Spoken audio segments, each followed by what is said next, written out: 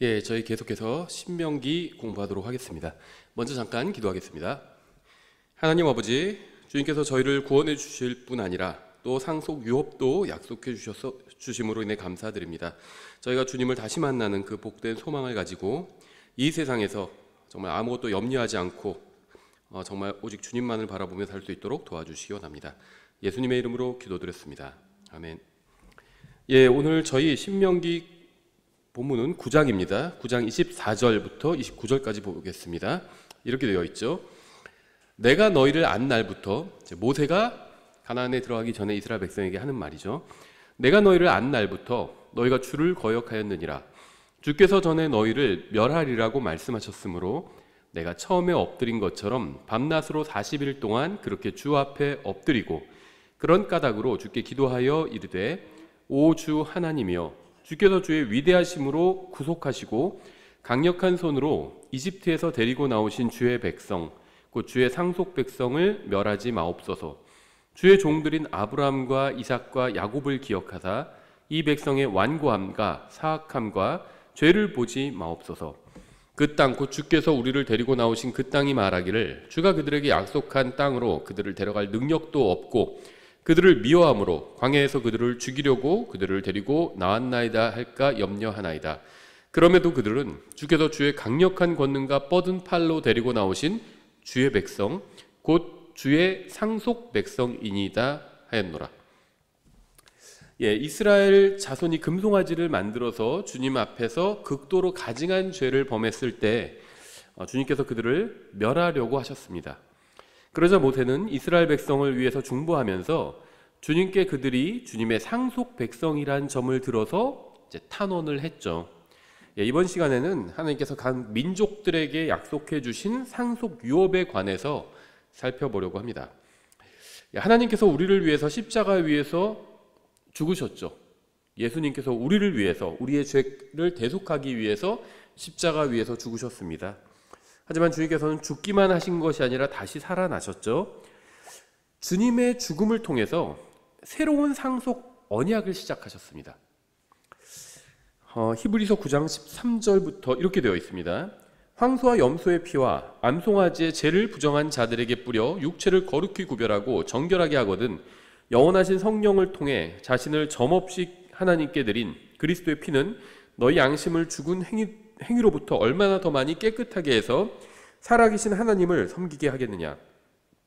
이런 까닭으로 그분은 새 상속 언약의 중재자이시니 이것은 첫 상속 언약 아래에 있던 범법들을 구속하시려고 죽으심으로써 부르심을 받은 자들이 영원한 상속 유업의 약속을 받게 하려 하심이라. 상속 언약이 있는 곳에는 또한 반드시 상속 언약하는 자의 죽음이 필히 있어야 하나니 이는 상속 언약이 사람들이 죽은 뒤에라야 효력이 있고 반면에 상속 언약하는 자가 살아있는 동안에는 아무 힘이 없기 때문이라. 이스라엘 백성도 하나님께 상속 유업을 약속받았고 교회도 하나님의 상속 유업을 약속받았습니다. 근데 이 상속 유업이라는 것은 상속을 언약한 자가 죽어야 상속 유업을 받을 수 있게 된다는 겁니다. 한마디로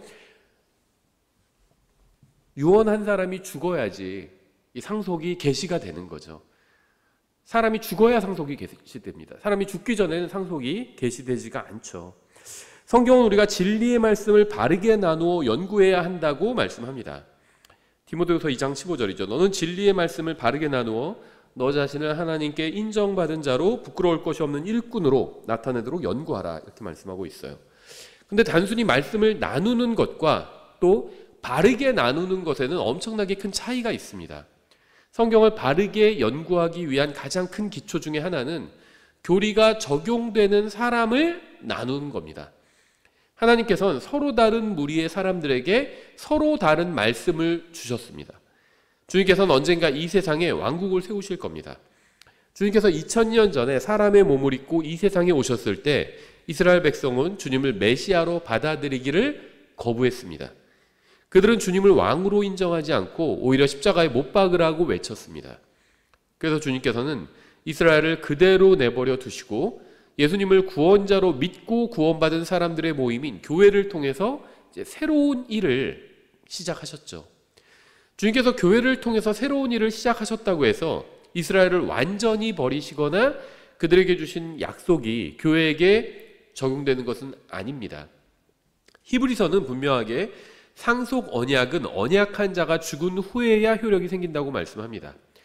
예수님께서 십자가 위에서 죽으신 것은 우발적으로 일어난 일이 아니라 아담이 죄를 지은 것으로 인해서 하나님께서 미리 계획하신 일이었습니다. 하나님께서는 누군가에게 상속 유업을 약속하셨고 따라서 누군가는 그 상속 유업을 얻게 될 것입니다. 주님께서는 누군가에게는 가나안을 상속 유업으로 약속해 주셨고 누군가에게는 또 섬들을 약속해 주셨고 누군가에게는 또 다른 땅을 약속해 주셨습니다. 하나님께서는 이스라엘 자손에게 가나안 땅을 상속 유업으로 주시겠다고 약속하셨습니다.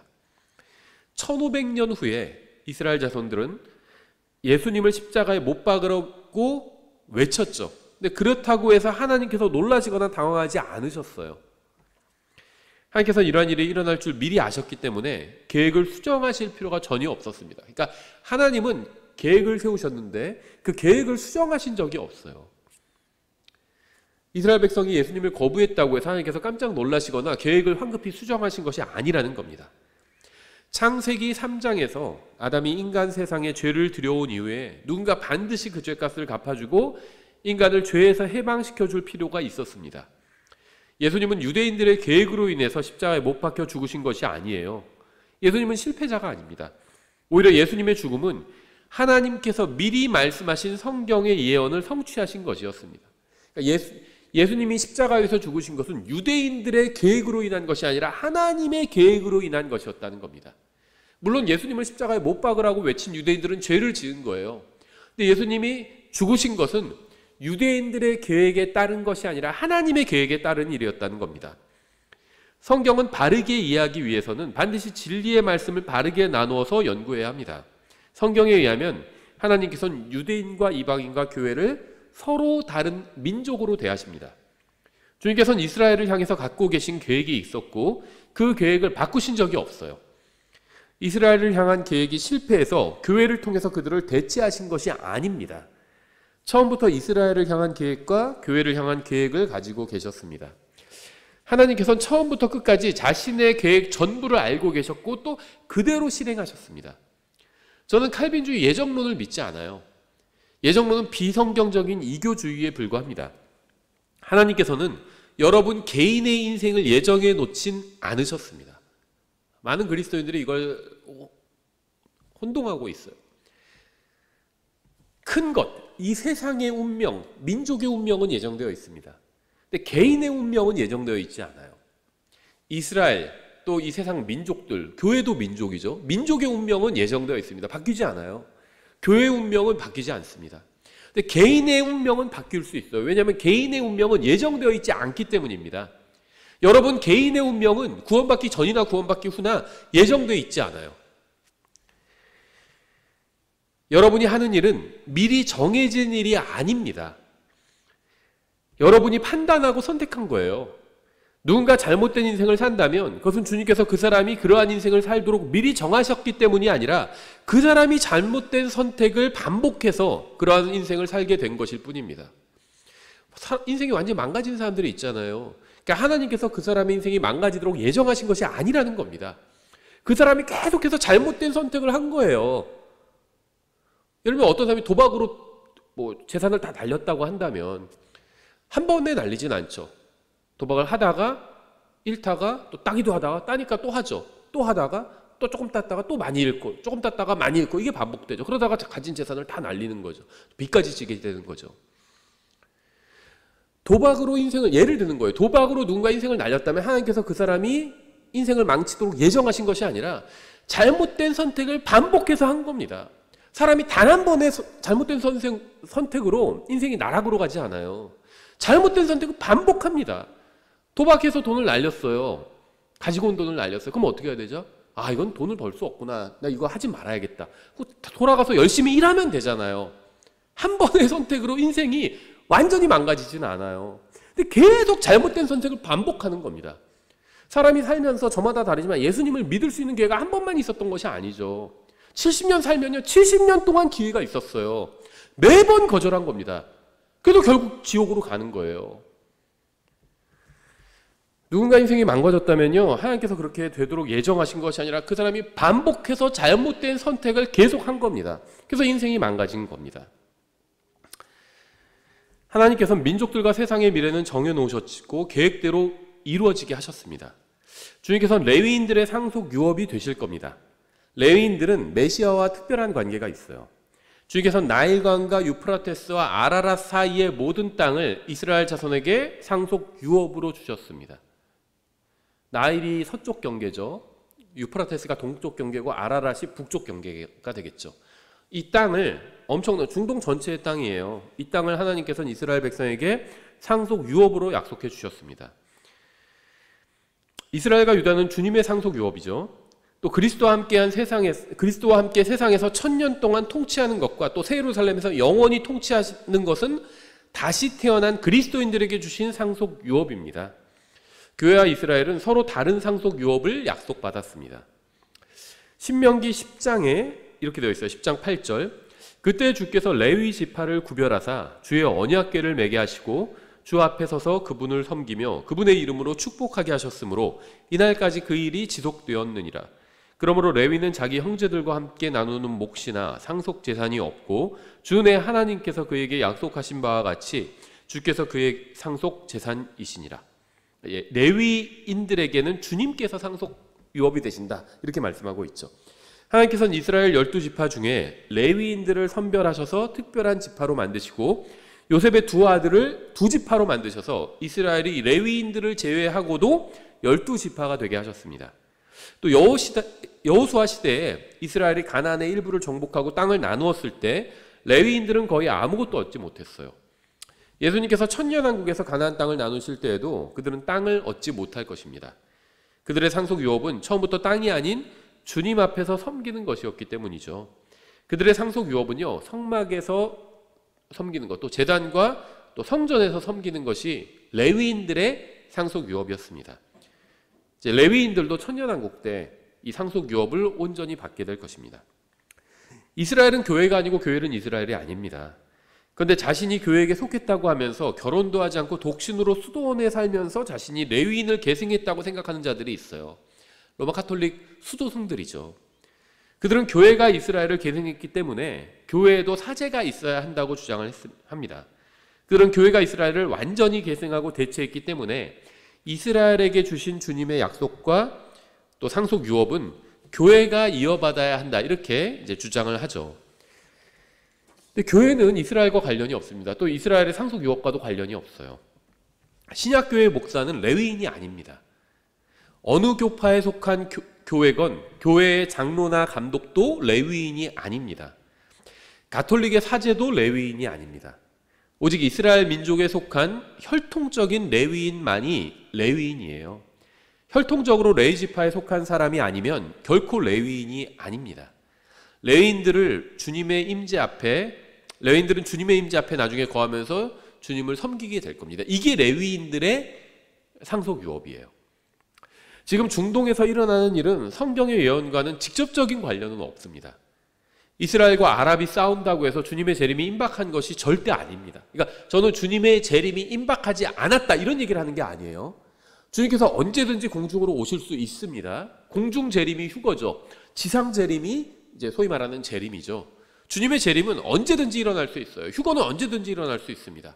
다만 이 휴거나 재림의 근거가 이스라엘과 아랍의 전쟁은 아니라는 겁니다. 이스라엘과 아랍은요 3000년간 싸웠어요. 주님께서 빨리 오시기를 고대하지만 믿음의 근거를 세상 뉴스에 두어서는 안 됩니다. 주님께서 하늘에서 보시고 이스라엘과 아랍이 싸우네, 이제 재림해야겠다, 이러는 것이 아니라는 겁니다. 아랍인과 유대인들이 서로 죽이는 것은 재림에 임박한 증거가 결코 될 수가 없습니다. 하나님께서는 가나안을 이스라엘에게 주시겠다고 약속하셨고 그것으로 인해서 세상 모든 민족은 이스라엘을 미워하고 있어요. 어떤 분들은요, 세상 모든 민족이 이스라엘을 미워하고 그 땅을 차지하려는 것이 석유 때문이다, 이렇게 주장하지만요, 단순히 석유 때문이 아니에요. 수백 년 전에 석유가 무엇인지도 몰랐지만 그 땅을 두고 싸웠습니다. 계속 2000년 전에 3000년 전에 석유가 있었나요? 석유를 알았나요? 사람들이 몰랐죠. 석유 때문에 싸운 게 아니라는 겁니다. 하나님께서 유대인들에게 약속해 주신 땅을 차지하려고 싸웠던 거예요. 하나님의 약속을 가로채려고 싸웠던 겁니다. 신명기 12장에 이렇게 되어 있어요. 9절에 이는 주 너희 하나님께서 너희에게 주시는 안식과 상속재산에 너희가 아직 다다르지 못하였기 때문이라. 그러나 너희가 요르단을 건너가 주 너희 하나님께서 너희에게 상속하도록 주시는 땅에 거하는 때 곧 그분께서 사방에 있는 너희의 모든 원수들을 물리치시고 너희에게 안식을 주심으로써 너희가 안전히 거하는 때에 주 너희 하나님께서 자신의 이름을 거기에 두시려고 택하실 곳이 있으리니 너희는 내가 너희에게 명령하는 모든 것을 거기로 가져가되 곧 너희의 번제의 헌물과 너희의 생물과 너희의 11조와 너희 손의 거지 헌물과 너희가 주께 맹세하는 너희의 최상의 모든 서원 헌물을 가져가서. 이스라엘은 가나안이라는 땅을 상속받았습니다. 그들은 지금까지 단 한 번도 하나님께서 약속하시고 의도하신 대로 가나안 땅 전체를 차지한 적은 없었습니다. 하나님께서는 그들에게 모든 원수를 몰아내라고 명령하셨지만 그들은 그렇게 하지는 못했습니다. 히브리서에서 말씀하신 것처럼 상속 유업은 언약한 자가 죽어야만 효력이 발생합니다. 주님께서는 이스라엘 자손이 가나안의 거주민들을 완전히 몰아내지 못할 것을 아셨습니다. 그들이 가나안을 온전히 차지하지 못할 것을 미리 아셨던 거예요. 교회와 이스라엘을 구분하지 못하면 어떻게 될까요? 그리스도인들이 헌금을 모으는 것과 이스라엘 자손이 11조를 드리는 것은 서로 완전히 다른 일입니다. 구약 성경이 말씀하시는 11조를 하는 방법은 단순히 월급의 10분의 1만 드리면 되는 것이 아닙니다.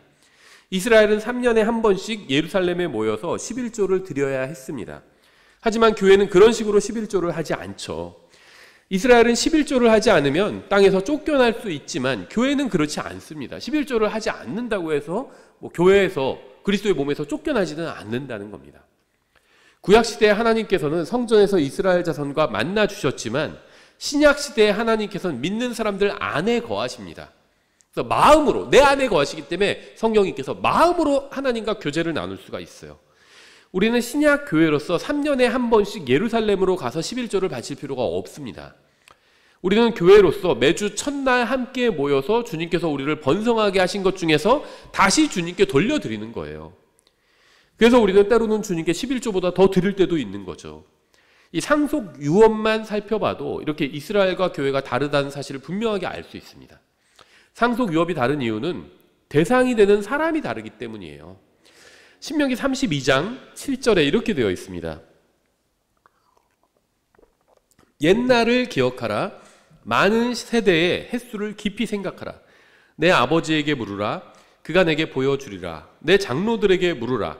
그들이 내게 말해주리라. 지극히 높으신 분께서 민족들에게 그들의 상속물을 나누어 주신 때 그분께서 아담의 아들들을 떼어 놓으신 때 이스라엘의 자손들 수에 따라 백성들의 경계를 정하셨나니 이는 주의 몫이 자신의 백성이기 때문이라. 야곱은 그분의 상속 유산 몫이니라. 주님께서는 이 세상의 중심에 한 땅을 마련해 두셨어요. 에스겔 5장 5절인데 이렇게 되어 있습니다. 주 하나님이 이같이 말하노라. 이것은 예루살렘이니라. 내가 그곳을 그녀의 사방에 있는 민족들과 나라들 한가운데 두었는데, 예루살렘을요 민족들과 나라들 한가운데 두셨대요. 그리고 예루살렘 주변에 있는 땅들, 가나안 땅을 하나님께서 유대인들에게 상속 유업으로 주신 거죠. 예루살렘은 땅의 중심지입니다. 하나님께서는 예루살렘 주변의 땅을 이스라엘 민족에게 상속 유업으로 주셨습니다. 가나안을 제외한 모든 땅은 이스라엘 민족과 교회를 제외한 모든 민족에게 주신 겁니다. 그러니까 가나안을 제외한 온 세상 모든 땅은 이방인들에게 주신 땅이라는 거예요. 나중에 천년왕국에서 그렇게 될 겁니다. 성경에 의하면 이스라엘은 12지파로 이루어져 있고요. 이방인들도 결국 12민족으로 이루어지게 됩니다. 계시록에도 나와 있죠. 그러니까 흑인과 백인과 황인은 성경이 민족을 구분하는 방식이 절대 아니에요.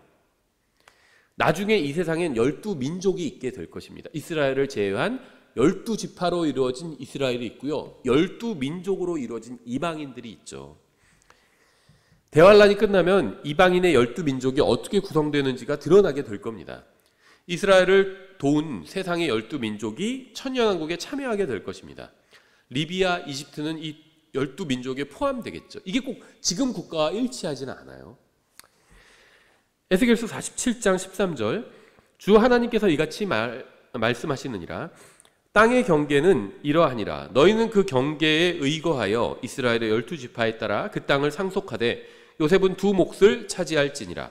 너희는 그 땅을 상속하되 한 지파가 다른 지파만큼 상속할지니라. 그 땅에 관하여는 전에 내가 내 손을 들어 올려 너희 조상들에게 그곳을 주기로 하였으니 이 땅이 상속 재산으로 너희에게 떨어지리라. 지금은 이스라엘 12지파가 누구인지 아무도 모릅니다. 하지만 그렇다고 해서 그들이 영원히 사라진 것은 아닙니다. 천년왕국 때 그들은 다시 모일 거예요. 대환란 끝에 이스라엘 12지파가 다시 모일 겁니다. 시편 105편 6절 이렇게 되어 있습니다. 시편 105편 6절부터 제가 좀 길게 인용해 보겠습니다. 15절까지. 오 그분의 종 아브라함의 씨야, 그분의 택하신 자들인 야곱의 자손아, 너희는 그리할지니라.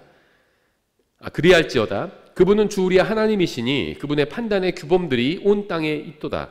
그분께서 자신의 언약과 친히 천대에 이르기까지 명령하신 그 말씀을 영원히 기억하셨으니 이 언약은 그분께서 아브라함과 맺으신 것이며 이삭에게 하신 그분의 맹세라. 그분께서 바로 그것을 야곱에게 법으로 확정하시고 이스라엘에게 영존하는 언약으로 확정하셨나니 이르시기를 내가 가나안 땅 곧 너희의 상속재산 몫을 내게 주리라 하셨도다. 그때 그들은 수적으로 단지 몇 사람에 불과하고 참으로 아주 소수였으며 그 땅에서 나그네였고 그때 그들이 한 민족에게서 다른 민족에게로 한 왕국에서 다른 백성에게로 갔도다. 그분께서는 어느 누구도 그들에게 부당하게 행하는 것을 용납하지 아니하시고 참으로 그들로 인해 왕들을 꾸짖으시며 이르시기를 나의 기름 부음 받은 자들에게 손을 대지 말고 나의 대언자들에게 해를 끼치지 말라 하셨도다. 하나님께서는 이스라엘 자손에게 약속의 말씀을 주시고 그들을 보존하셨습니다. 어느 날 주님께서는 자신의 언약을 완전히 성취하시고 이스라엘 자손에게 온전한 가나안 땅을 주실 겁니다. 재림 직전에 이 일이 일어날 거예요. 그래서 이스라엘의 회복은요, 재림 직후에 일어나게 됩니다. 그래야 예언이 맞아요. 왜냐하면 이스라엘 회복되면요, 가나안 전체를 차지하게 되죠. 가나안 일부만 차지하는 건 회복이 아니에요. 가나안 전체를 차지하는 겁니다. 그리고 이스라엘 백성의 마음이 주님께로 돌아와야 됩니다. 지금 상황과는 맞지가 않죠. 또 그리고 이스라엘이 그 땅에서 안전히 거하게 돼야 됩니다. 근데 지금은 안전히 거하지 않죠. 현대 세속 이스라엘은 1948년에 독립해서 국가를 세웠습니다. 이건 성경 예언과는 관련이 없는 일이에요. 그런데 48년에 이스라엘이 독립해서 국가를 세우자 휴거가 적어도 1987년에 일어날 것이라는 수많은 책들이 나와서 엄청나게 인기를 끌면서 누군가 돈을 쓸어 담았어요. 그런 책을 저술한 사람들의 주장에 의하면 한 세대가 40년인데 주님께서 2세대가 가기 전에 주님께서 다시 오시겠다고 약속하셨기 때문에 이거 자의적인 해석이죠. 그래서 주님께서 1987년에 전에는 오셔야 한다고 주장한 겁니다. 하지만 그런 일은 일어나지 않았습니다. 그 후에 1960년대가 되어서 이스라엘이 예루살렘 일부를 점령하게 되자 다시 휴거와 재림의 날짜를 예측하는 일에 관한 붐이 일어났어요. 근데 이러한 일도 성경의 예언과는 아무 관계도 없는 일이었죠. 지금은 누구도 이런 얘기를 하지 않습니다. 1948년을 기준으로 이렇게 얘기하는 사람들을 확 줄어들어 버렸어요. 이게 미국에서 60년대, 70년대까지 유행했지만 지금은 대부분 사라졌습니다. 그래서 이 1948년이 무슨 이스라엘의 회복의 원년이다 이렇게 얘기하는 사람 거의 없어요. 이제는 이런 거 얘기하는 분들은요 아직 업데이트 안 된 거예요. 뭔가가. 그래서 이젠 이런 거에 관심 두는 사람이 별로 없어요. 그런데 이제 최근에는 어떤 주장을 하기 시작했냐면요. 80년대에선 이미 이 예언들이 다 성취가 안 됐잖아요. 자기들이 만들어낸 예언이 성취가 안 됐잖아요. 그러니까 다시 새로운 주장을 하게 되는데 하루가 1000년 같다는 말씀에 근거해서 아담으로부터 7000년을 이루어야 모든 것이 완성된다는 이제 추측을 또 하기 시작한 겁니다. 성경에 그런 말씀이 없어요. 77 법칙 이런 건 있지만은 성경에 인류 역사는 7000년이 반드시 되어야 된다 이런 말씀이 없습니다. 근데 이것도 그냥 추측을 근거로 교류를 만든 거예요. 그래서 인류 역사가 6000년이 완성되는 2000년에 주님께서 재림하실 것이다.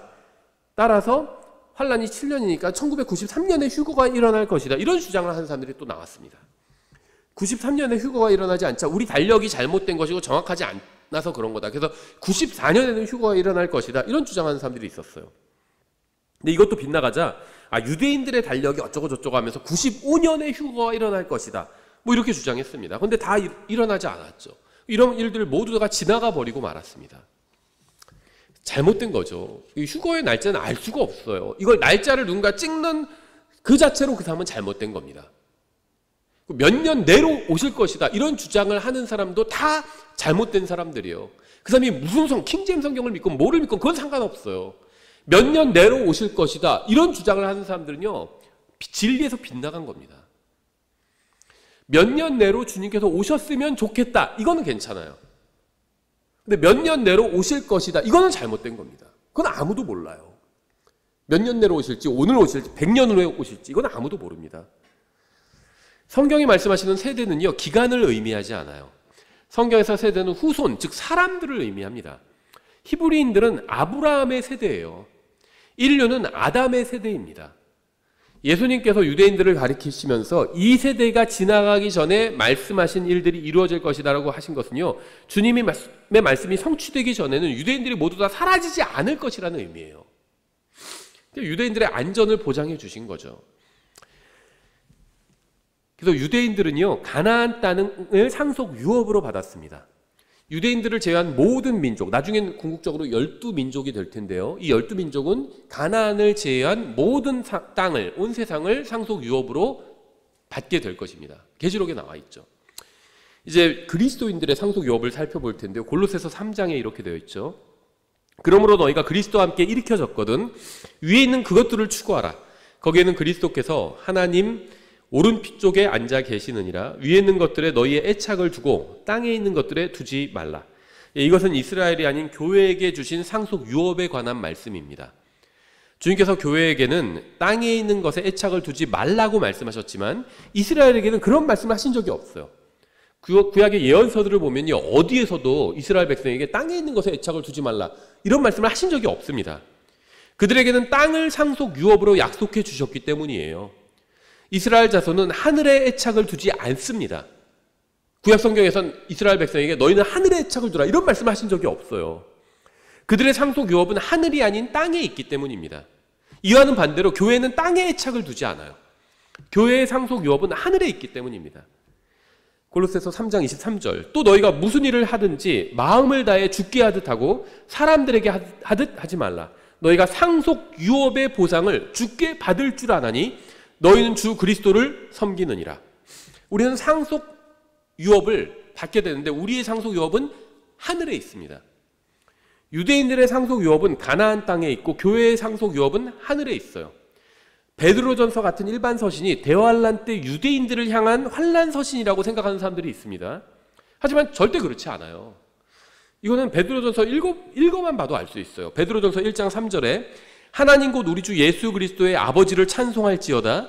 그분께서 자신의 풍성하신 은혜에 따라 죽은 자들로부터 예수 그리스도를 부활하게 하심으로 우리를 다시 낳으사 산 소망에 이르게 하셨고 너희를 위해, 베드로전서의 수신 대상이죠. 너희를 위해 하늘에 마련된 썩지 않고 더럽지 않으며 사라지지 아니하는 상속 유업을 받게 하셨나니. 베드로전서의 수신자들의 소망은 땅이 아닌 하늘에 있습니다. 그럼 이 사람들이 누군지 알 수 있죠. 그들은 가나안 땅을 상속 유업으로 받을 유대인들이 아니라 하늘에 마련된 썩지 않고 더럽지 않고 사라지지 않을 상속 유업을 받을 교회였기 때문이에요. 베드로전서의 수신자들은 땅이 아닌 하늘에 소망을 둔 사람들이었습니다. 누군가 베드로전서가 대환란 때 유대인들을 위한 서신이라고 생각하는 이유는요, 누군가 그렇게 가르쳤기 때문이에요. 어떤 분야에서 유명하거나 영향력이 있는 사람이 한 말이라고 해서 성경으로 검증하지도 않고 무분별하게 받아들이면 진리가 아닌 오류에 빠지게 됩니다. 추측해서 교리를 만들어내면 안 돼요. 추측은 추측일 뿐이에요. 추측할 수는 있죠. 근데 그걸 교리로 만들어서는 안 됩니다. 교리는 오직 평지 같은 확고한 말씀 위에 기초를 세워야 합니다. 공중에 세울 수가 없죠. 땅에, 평평한 땅에 세워야 돼요. 다리에 세워도 안 되죠. 기초는 땅에 세워야 됩니다. 평지 같은 땅에 세워야 돼요. 우리에게는 상속 유업이 보장되어 있고요. 그것은 결코 썩지 않을 겁니다. 하나님께서 우리에게 약속해 주신 것을 우리가 무효로 만들 수가 없어요.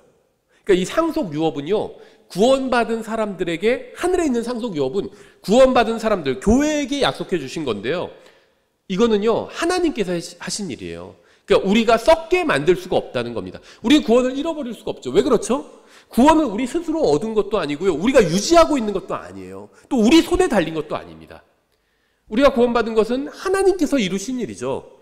또 우리의 구원은요, 하나님의 손 안에 있어요. 그래서 아무도 우리 구원을 뺏어갈 수가 없습니다. 상속 유업도 마찬가지예요. 우리가 잘나서 상속 유업을 약속받은 것이 아닙니다. 예수님의 십자가 대속으로 인해서 우리는 구원만 받은 것이 아니라 상속 유업도 받게 됐어요. 이게 아들이 된 의미죠.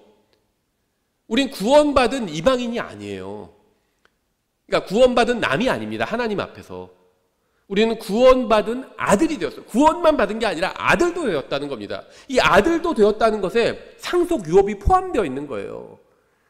지금도 자녀면요, 아들이면은 상속을 받게 되어 있습니다. 제외될 수가 없어요. 법정 상속분이 있어요. 큰아들, 작은아들인데 큰아들 예뻐서 난 큰아들한테만 재산 다 줘야지. 그렇게 할 수가 없어요. 작은아들한테도 얼마가는 줘야 됩니다. 이 상속분이 법으로 정해져 있어요. 우리는 예수 그리스도와 함께 공동 상속자가 되었죠. 하나님의 아들이 되었어요. 예수님을 믿고 하나님의 아들이 되었어요. 구원만 잃어버리지 않는 것이 아니라 상속도 잃어버릴 수가 없습니다. 이 상속은요, 상속을 보상이라고 부르는 부분도 있지만요, 일반적인 보상과는 다른 보상이에요. 이건 상속 유업입니다. 유업이에요. 보상처럼 주시는 거라서 보상이라고 부르는 것 뿐이지, 이 상속 유업은 다릅니다. 이거는 그리스도의 심판석에서 받게 되는 보상과는 달라요. 이 상속의 유업은요, 이건 천년왕국 때 그리스도인들이 받게 됩니다. 그리고 이건 우리가 잃어버릴 수가 없어요. 그래서 이걸 잃어버릴까 이렇게 걱정할 필요가 없습니다. 이게 더럽혀질까 걱정할 필요도 있어요. 이게 썩을까 걱정할 필요도 없습니다. 썩지 않아요. 이거는 하늘에 있기 때문이에요. 로마서 8장 15절, 이는 너희가 다시 두려움에 이르게 하는 속박의 영을 받지 아니하고. 구원받은 사람은요, 두려워할 필요가 없어요. 내 구원을 잃어버릴까 두려워하지 마세요. 이 세상에서 이러한 일들을 보고 두려워하지도 마세요. 혹시 내 상속 유업을 잃어버리게 될까 두려워할 필요도 없습니다. 속박의 영을 받지 아니하고 양자 삼으시는 영을 받았기 때문이라. 그분을 의지하여 우리가 아바, 아버지하고 부르짖느니라. 성령께서 친히 우리의 영과 더불어 우리가 하나님의 자녀인 것을 증언하시나니, 자녀이면 또한 상속자. 이 아들이 되었다는 것, 자녀가 되었다는 건요, 상속자가 되었다는 거예요. 자녀이면 또한 상속자, 곧 하나님의 상속자요, 그리스도와 함께하는 공동 상속자인데, 우리가 그분과 함께 영광을 받기 위해 고난도 함께 당하면 그러하니라. 그럼 고난받지 않으면 상속을 받지 않을까요? 한번 생각해 보세요. 어떤 분들, 그래서 고난받지 않으면 상속도 못 받게 된다는데, 그거는 아니에요. 공동 상속자라는 것은 함께 상속받을 사람이라는 의미입니다. 우리는 예수님과 함께 공동 상속자예요. 예수님이 받는 것을 우리도 함께 받게 될 것입니다. 아버지 하나님께서는 아들 하나님이신 예수님께 모든 것을 주실 겁니다. 우리도 하나님의 자녀로서 모든 것을 상속받게 될 것입니다. 예수님께 속한 모든 것은 저에게 속한 것이 될 거예요. 저는 예수님과 함께 하나님의 공동 상속자이기 때문입니다. 믿는 사람들 가운데서도 상속받지 못할 것을 걱정하는 사람들이 있어요. 이들은 공동 상속자라는 말의 의미를 이해하지 못했기 때문에 이해하지 못했거나 아니면 믿지 않기 때문에 그런 걱정을 하는 겁니다. 로마서 8장 18절 이렇게 되어 있죠. 내가 생각하건대 이 현 시대의 고난들은 앞으로 우리 안에 나타날 영광과 좋게 비교될 수 없도다. 보세요. 17절에서 고난도 함께 당하면 그러하리라 이렇게 되어 있죠. 근데 뭐라고 하고 있어요? 이 현 시대의 고난들은, 현 시대엔 고난이 있어요. 이걸 우리는 지나쳐 가는 겁니다. 그래서 우리가 상속도 받게 되는 거예요. 사람은 고생하려고 태어난다고 했죠. 왜 그렇죠? 사람이 태어나 보니까 이 고생들이 있는 겁니다. 그걸 지나치게 돼 있어요. 누구나. 고난도 마찬가지예요. 우리가 주님을 위해서 의식적으로 받는 고난도 있죠. 이걸 하면은 보상을 받습니다. 근데 여기서 말하는 고난은 그게 아니에요. 이 현 시대에 고난들이 있어요. 누구나 이걸 받게 됩니다. 피할 수가 없어요. 사람이기 때문에 늙고 병들고 죽잖아요. 이거 피할 수 있는 사람이 있나요? 다 이런 걸 거쳐가게 됩니다. 천사들은 그런 게 없죠. 천사들 앞에는. 천사들은 주님과 함께한 공동상속자가 아닙니다. 그들 앞에는 고난이 전혀 없어요. 근데 인간은 다 고난이 있어요. 고난을 당하려고 태어나거든요. 사람은. 사람 앞에는요, 이 생로병사의 고난이 있어요. 이거를 받게 되는 겁니다. 그래서 영광도 참여하게 되는 거예요. 마치 예수님은 사람이 되셨죠. 고난을 당하셨어요. 사람이 되면 고난을 당하는 겁니다. 모든 사람들은 고난 가운데 있어요. 그 문맥입니다. 이 로마서 8장 17절의 문맥은. 고난도 함께 당하면 그러하리라. 이게 고난을 안 받는 사람은 그러면 상속받을 게 없겠네, 구원받았지만. 이런 말이 아니라는 겁니다. 문맥 자체가. 자녀이면 상속자예요. 그리고 사람이라면 이 세상에서 다 현 시대의 고난들을 받게 됩니다. 고난이 없는 시대는 없어요. 그 고난 없는 사람은 없습니다. 생로병사가 다 있어요. 우리가 예수님과 함께 공동 상속자가 된 것은 우리의 의로운 행위 때문이 아니라 예수님께서 우리를 위해서 십자가에서 죽으셨기 때문입니다. 예수님께서 이루신 것을 우리가 잃어버릴 수가 없습니다. 예수님께서 십자가에서 우리의 구원만 이루신 것이 아니라 상속 유업도 이루셨어요. 죽어야, 이 상속 유언을 한 자가 죽어야 상속이 이루어지게 되죠. 십자가에서 죽으셨어요. 그래서 우리의 상속 유업을 거기서 이루신 겁니다. 그래서 우리가 상속 유업을 잃어버릴 수가 없어요. 예수님께서 이루신 것을 우리가 이룰 수가 없다는 겁니다. 이 사도행전 20장에서도 사도 바울이 에베소 교회 이제 성도들에게 고별 인사를 하는 장면에서 이런 비슷한 말이 나오는데요. 사도행전 20장 32절 이렇게 되어 있습니다. 형제들아, 이제 내가 너희를 하나님과 그분의 은혜의 말씀에 맡기노니 이 말씀은 너희를 든든히 세우고 거룩히 구별된 모든 자들 가운데서 너희에게 상속 유업을 줄 수 있느니라. 하나님의 은혜의 말씀은 믿는 사람들을 든든히 세우고 상속 유업을 줄 수 있습니다. 하나님뿐 아니라 하나님의 말씀이 사람들을 세우고 상속 유업을 또 줄 수 있어요. 거룩히 구별된 모든 자들은 상속 유업을 받을 수 있습니다. 그러면 누가 거룩히 구별된 자인가요? 거룩하게 살아야 거룩히 구별되는 건가요? 구원받고 나서 거룩하게 살아야 거룩히 구별돼서 상속 유업을 받게 되는 건가요? 구원받았지만 거룩하게 살지 않는 사람들은 상속 유업을 받지 못하게 되는 걸까요? 히브리서 10장 10절에 보면 이렇게 되어 있습니다. 바로 이 뜻에 의해 예수 그리스도의 몸이 한 번 영원히 드려짐을 통해 우리가 거룩히 구별되었느니라. 이 말씀에 의하면 예수님을 믿고 구원받은 모든 사람이 거룩히 구별된 사람입니다. 10장 14절 히브리서 이는 그분께서 한 번 헌물을 드림으로써 거룩히 구별된 자들을 영원토록 완전하게 하셨기 때문이라.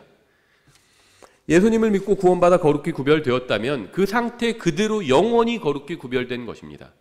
그리고 영원히 구별된 사람은 하늘의 상속 유업을 약속받았습니다.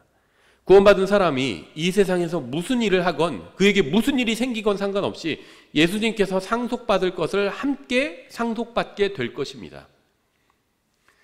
사도행전 26장 17절 이렇게 되어 있어요. 내가 너를 백성과 이방인들에게서 구출하여 이제 그들에게 보내는 것은 그들의 눈을 열어주어 그들을 어둠에서 빛으로 사탄의 권세에서 하나님께로 돌아오게 하려 함이요 이로써 그들이 믿음 즉 내 안에 있는 그 믿음으로 죄들의 용서를 받고 거룩히 구별된 자들 가운데서 상속 유업을 받게 하려 함이라. 구원받은 사람은 죄들의 용서를 받고 거룩히 구별됩니다. 그러면 상속 유업을 받게 됩니다. 예수님을 믿고 구원받아 교회의 일부가 된 사람은 하늘에 있는 상속 유업을 받게 될 것입니다. 왜냐하면 자녀가 되기 때문에. 자녀면 상속을 받게 되거든요. 그래서 우리는 이 땅에 소망을 두지 않는 겁니다. 우리의 소망은 하늘에 있어요. 우리의 유업은 하늘에 있습니다. 구원받지 못한 이방인들이 세상을 살리는 환경운동을 하는 것도 놀라운 일이 아니에요. 그들은 지구온난화를 걱정하고요. 어떤 동식물이 멸종하는 것을 염려합니다. 그들의 모든 관심은 이 땅, 즉 지구에 있어요. Earth, 이 땅, 지구에 있습니다. 왜냐하면 그들은 이 땅인 지구를 상속받을 것이기 때문에. 그래서 지구에 대해서 걱정해요. 구원받지 않은 사람들. 와, 이러다 환경 다 망가지는 거 아니야? 자기가 상속받을 게 망가질까 봐 그거 걱정하고 있는 겁니다. 근데 우리는 이 땅에 대해서 걱정하지 않아요. 왜냐하면 우리의 상속 유업은 땅이 아닌 하늘에 있거든요. 유대인들은 가나안 땅을 상속 유업으로 받을 겁니다. 이방인들은 가나안을 제외한 모든 땅을, 온 세상, all the earth, 모든 땅을 상속 유업으로 받게 될 겁니다. 교회의 상속 유업은 이 땅이 아닌 하늘에 있어요. 저는 이 땅에서 일어나는 일로 인해서 크게 염려하지 않습니다. 이 땅에서 무슨 일이 일어나도요, 제 상속 유업이 줄어들지 않아요. 만약에 아버지가 사업을 하시는데 사업이 잘 안 되면 아들이 걱정하겠죠. 이러다가 내가 나중에 물려받을 거 없는 거 아니야? 그럴 수 있겠죠. 근데 우리의 상속 유업은 하늘에 있어요. 그래서 이 세상에서 무슨 일이 일어나도 우리의 상속 유업엔 아무 해가 가지 않습니다. 그래서 우리는 이 세상에서 일어나는 일을 보고 걱정하지 않습니다. 저는 정치인들이 하는 일이나 이 세상에서 우리의 재산이 감소하는 일로 인해서 크게 낙심하지 않습니다. 왜냐하면 저의 상속 유업은 이 세상이 아닌 하늘에 있기 때문이에요. 저는 예수님과 공동 상속을 받을 겁니다. 지금 이 세상에서 일어나는 일은 제가 받을 상속 재산에 아무 영향을 끼치지 못할 겁니다. 그래서 저는 이 세상에서 일어나는 일로 인해서 지나치게 걱정하거나 염려하지 않고 다른 사람이 소유한 재산을 부러워하지도 않아요.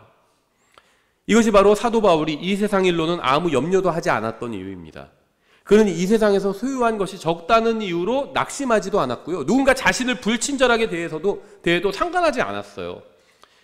그러한 것들이 자신이 받을 상속 유업에 아무 영향도 끼치지 못한다는 사실을 알았기 때문입니다. 데살로니가전서 1장 3절에 이렇게 되어 있죠. 이는 하나님 곧 우리 아버지의 눈앞에서 우리 주 예수 그리스도 안에 있는 너희의 믿음의 행위와 사랑의 수고와 소망의 인내를 우리가 끊임없이 기억하기 때문이라. 우리에게는 예수님 안에서 소망이 있습니다. 여러분의 소망은 무엇인가요?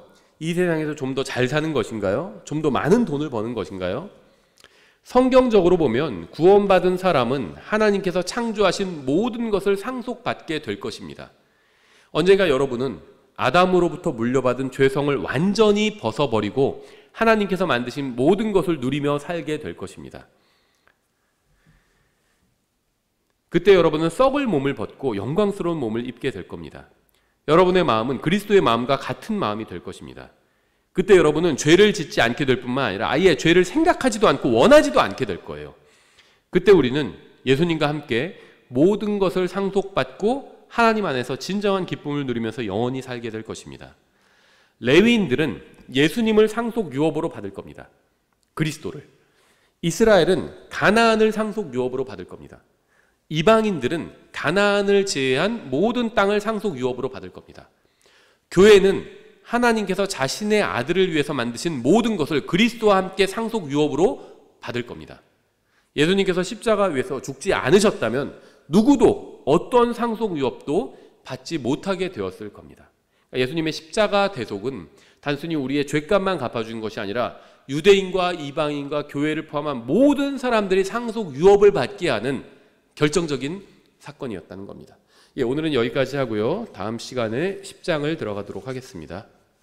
저희 10분 쉬었다가 30분에 나가겠습니다.